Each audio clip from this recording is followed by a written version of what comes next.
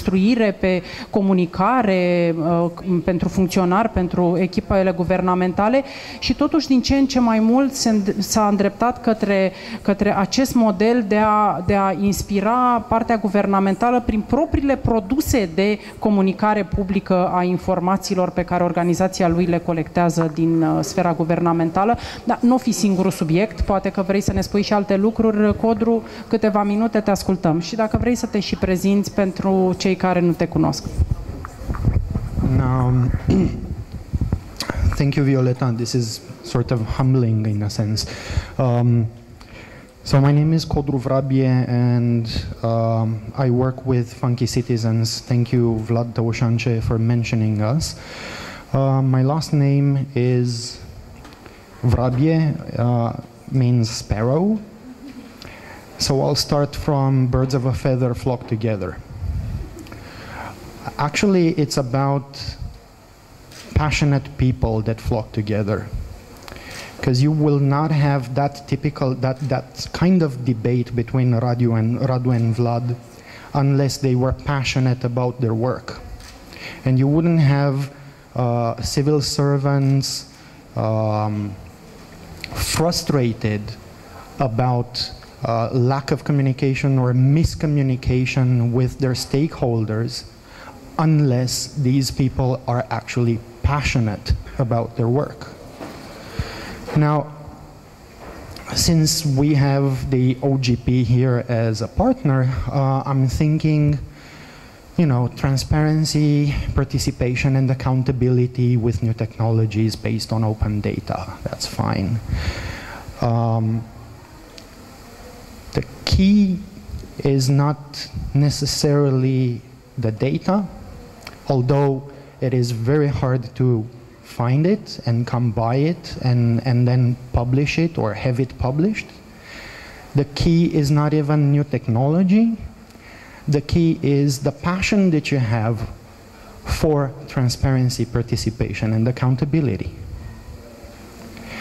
So when I go with the Ministry of Justice in monitoring missions under the National Anti-Corruption Strategy to very small towns across the country, there is two classes of people that I meet from local governments, for instance.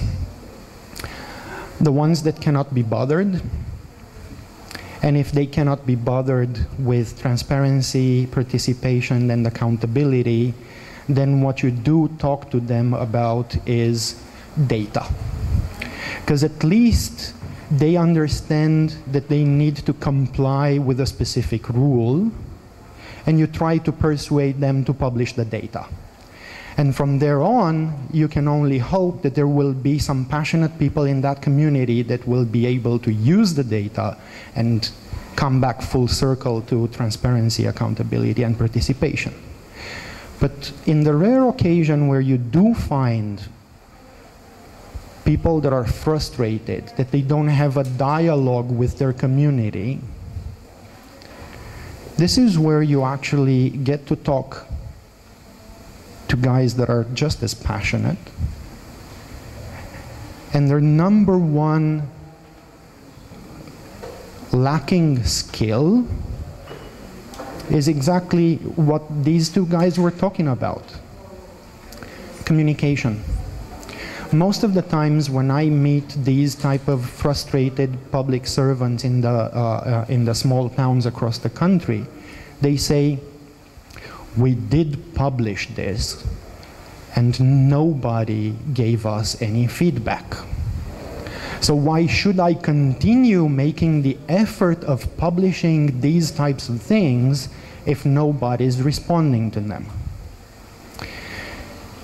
So the first question then is, okay, but do you think you have communicated properly to the specific targets that may be able to use this particular information? What do you mean? We publish this so we communicate to everybody. Yeah, but you're no longer in the world of broadcasting, you're in a world of narrowcasting. So what you need to do is go back through your logs, registers, and identify those 5 to 10 people that have expressed an opinion about that particular topic or something similar in the past year or so, and then make sure that those guys will get the information, because if you do that, you will definitely get some feedback. Some of these people in the, I tend to say in the countryside, but whatever, outside of Bucharest are actually doing this. Now, as an organization, because Violeta mentioned that earlier, it's pretty much the same.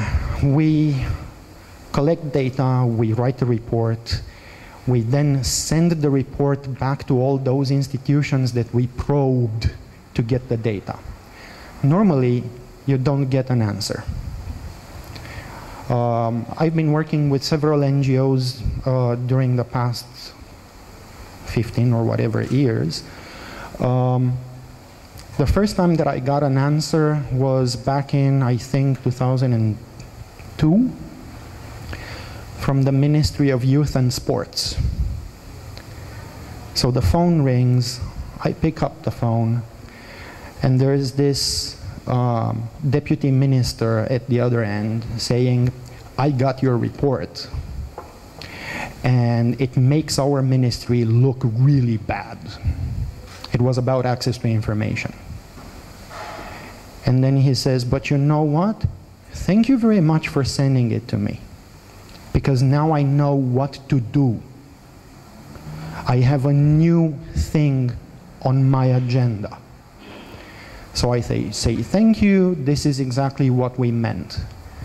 Now, there is very few passionate people at the top of public institutions that actually feel that they need to do something about it. Because you send them the information, they look at, okay, so what is this, another NGO report? Toss it in the bin. There's very few, I'm not going to say politicians, I'm not going to say public servants, I'll say just officials at the top of institutions who will make time to at least skim through one of those reports and say, oh God, we got a problem, let's fix it. Now that's responsibility. I'm not sure that that somebody that lacks passion can be responsible. I'm sure that somebody who's passionate about their work will feel frustrated, and their frustration comes out of a feeling of non-fulfilled responsibility in a sense. So what I would bet on for both camps, so to say, and when I say camps, I don't mean the presidency and the prime minister's office. I don't mean left and right political parties. I don't even mean government and civil society, but all of these together. What we need is more passionate people. Can you put a price tag on that? Mulțumesc frumos, Codru, și totuși nu pleca. Știi ce aș dori să mai aud de la tine? Ceva în legătură cu pericolul de a strânge date și de a nu ști să le comunicăm de fapt în public, pe formatul, pe înțelesul, cu limbajul, poate cu metodele cu care să mișcăm ceva în zona oamenilor care n-au timp, că nu toată lumea trebuie să facă ce facem noi, adică, nu știu, soțul meu nu face ce facem, el bine, el mai are de la mine, dar practic, lumea nu face ce facem noi. Cum ajungem la oameni? Există pericolul să concentrăm foarte mult pe interior? Poate nu e un pericol, poate exact așa ar trebui să arate lucrurile o vreme până când ne creăm un mediu din ce în ce mai larg, o luăm așa gradual și strângem în jurul nostru al organizațiilor noastre și măcar de-am face asta. Sau crezi că e o provocare? Există pericolul să le strângem, să le ținem inside și să nu știm, practic, să le scoatem în afara cercului nostru de inițiați, ca să spun așa?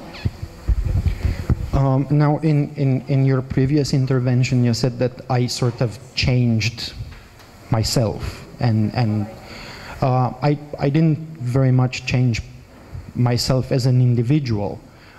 I just realized that it's better to flock together with people that have other skills, and so I'm not necessarily very good at communication. But I do have my colleagues that are better than I am, so that's how we do things together. Now, the thing is, we all do collect a lot of data. We still don't know how to communicate it in such a way that it moves people. Because we do communicate the data, we do communicate the conclusions and the recommendations. We still have meetings with the so-called decision-making elites. What we miss right now is that link to how can we communicate in such a way that we move the people. Now, again, I am very fortunate. I have colleagues, and I'm thinking of Anka right now, who are helping us to design new ways of talking to people and probing their expectations. Hopefully you'll see the results of that sometime in the fall. But what we're doing, what we're trying to do is talk to people, probe their expectations, give them a hint of what kind of information we have in our vaults, how we collected it, and then we ask them, okay, so what would you do with that? Because they say information is power. Now here's the information. What kind of power do you want to develop with that information? In what way, in what direction? So we'll see how that goes. It's a challenge. We're doing it. I hope we're going to get some results that, if we do get the results, they will be visible enough and you will all see them. If you don't see them in the fall, then it means we failed and don't have the results. But I'm not afraid of that. Mulțumesc foarte mult. Recunosc că mi-ar plăcea să continuăm discuția și sper să mai avem pe Vlad Tăușance alături de noi la o cafea ulterior. Și știți de ce? Pentru că undeva aș simți nevoia să continui discuția apropo și de ce a spus Vlad Tăușance, și anume să-ți cauți resursele și să ți le ții aproape și să te uiți la oamenii care lucrezi, să le vezi potențialul, dacă am înțeles bine, în echipă, în timp ce eu simt nevoia să... Și poate că am o altă abordare. Eu simt nevoia să găsesc o punte între specialiștii care să pricep să preia ceea ce IPP, de exemplu, n-ar trebui să mai existe. Ok, te rog. Hai să zic și eu în română ca să cumva să înțeleagă. Sunt foarte obosit, am ajuns de la Cluj azi noapte și cam cheaun. English, please. Okay, let's go in English. What I'm saying, it's not look necessarily headhunt some specialist and try to trap them or to, I don't know, lure them or whatever in your organization.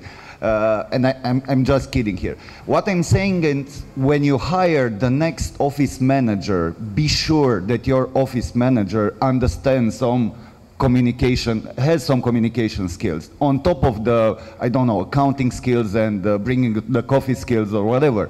You know, when you hire next engineer, be sure he has a LinkedIn profile who's well maintained. Be sure he has a Facebook page. Be sure he has some accounts. And when you have a critical mass of tech-savvy people and communication-savvy people in your organization, the rest will follow, because basically they will use WhatsApp for communication instead of the email, avoiding this way, I don't know, 10 meetings that you don't need. They will use the latest, I don't know, Evernote for keeping all the information together. They will force the organization, even if we're talking about the government or a ministry or whatever, to use Google Docs in like 3 months, because they're native into this attitude. Finally, they're passionate. They won't be able to work otherwise, you know.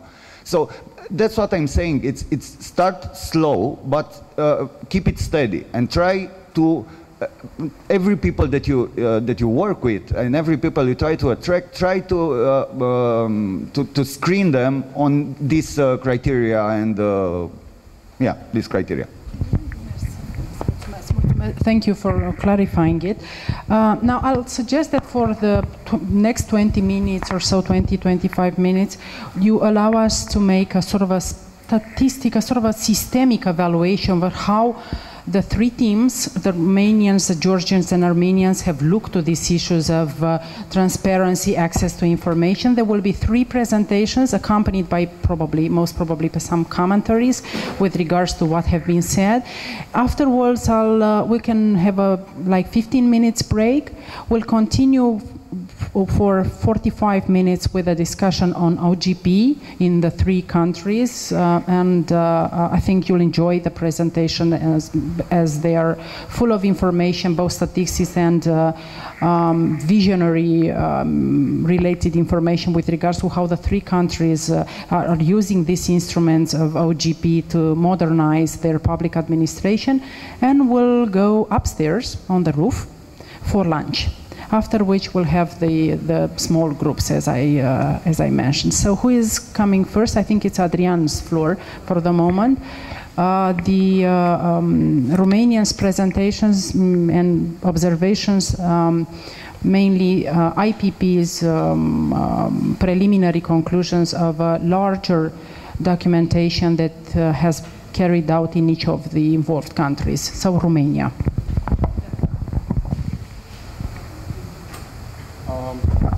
Thank you very much. I'm not used with this, but I think that I can finally. Okay.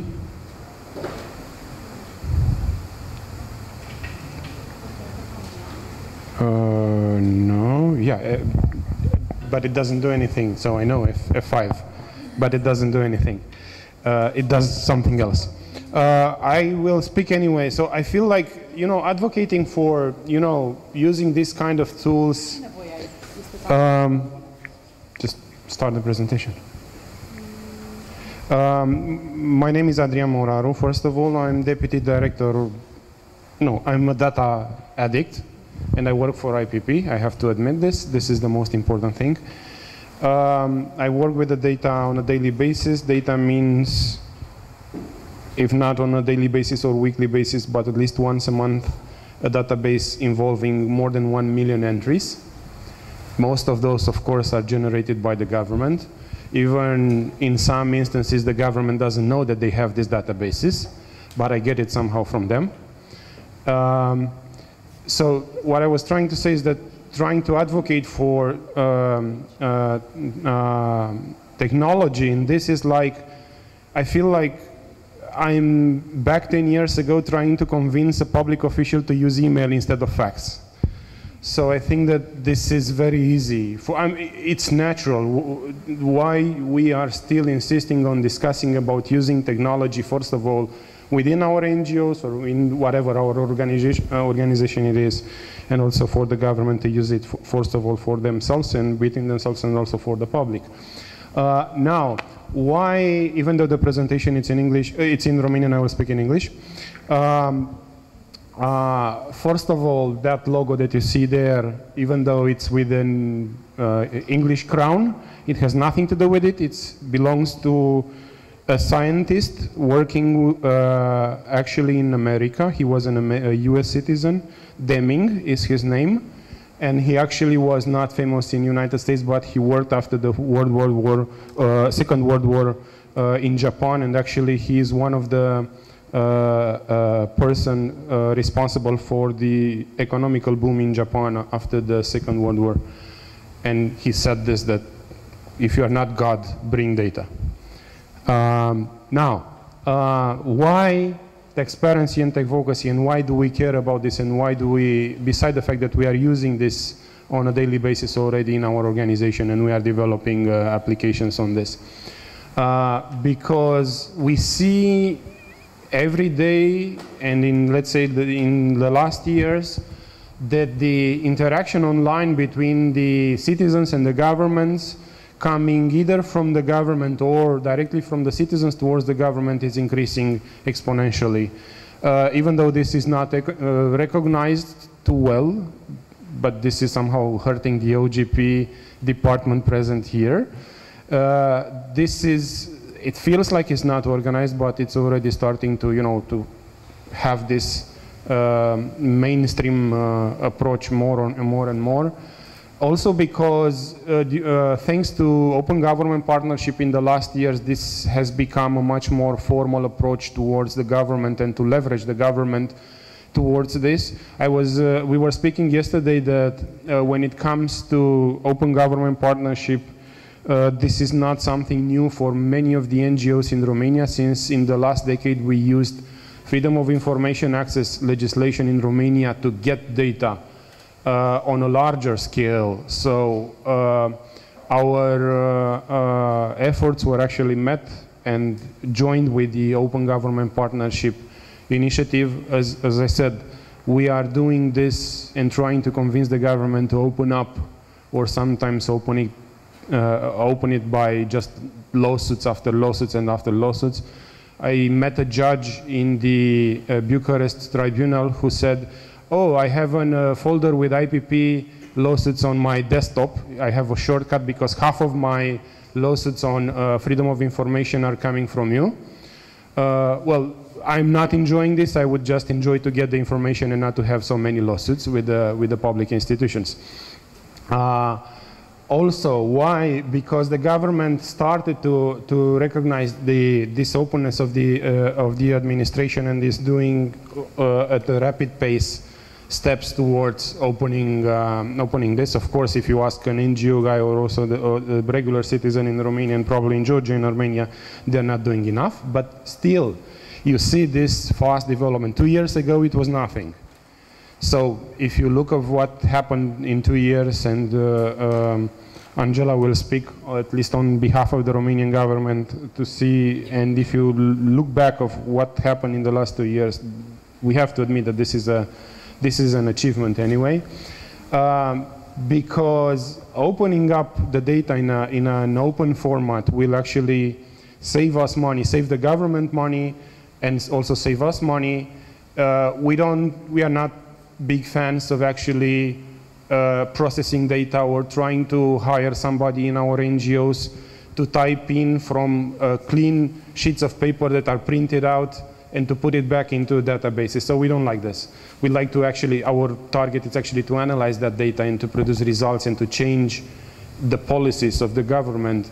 So we are not into actually, just processing data. This is not our final goal. Our final goal is actually to analyze that and to use it for a better, for a better policies in Romania. And also because in Romania right now we have more than 10 million users on Facebook of internet and 8 million users of Facebook. And just to please Vlad Tăușance, there is a rumor that this president was elected because of Facebook. I'm not saying you, Vlad, but at least people are discussing that this president in Romania was elected because of Facebook, or the other side blames the winning candidate that he won because of a better campaign on Facebook. Now, what we did was actually to go through all our knowledge and to have interviews with all the NGO sector in Romania and also with journalists and try to find out what are those initiatives. And we would like to make those initiatives much more visible in order to, first of all, to encourage others to get ideas, what they can do, whether they are data holders or they are good tech-savvy people, and they can use those data. So we had interviews with, as I said, with NGOs, with journalists that either use or have developed these kind of applications. We will discuss later on, and some of the NGOs in the Romanian side will present some of the initiatives. You see them, some of them here. They are relating to working with and having contact with the local administration, keeping track of performance indicators at the local level. They monitor the activity of the parliament. They work with the budget monitoring and money spent with no reason by the public sector, or bribes, or environmental issues, legal stuff, and coming back to the politicians, we have a website that keeps tracks of their promises that they make during the electoral campaign. And I hope that somebody probably in Romania will do something that we try to do, but we didn't have time, and actually to save all the websites of those politicians that set up websites, but next day after the elections, those websites are gone, and it's hard to find them into the archives, either that they are losing or not. But it's very funny to see that they have promised something like in 2008, that it's actually totally opposite in their new campaign in 2012 at the next elections.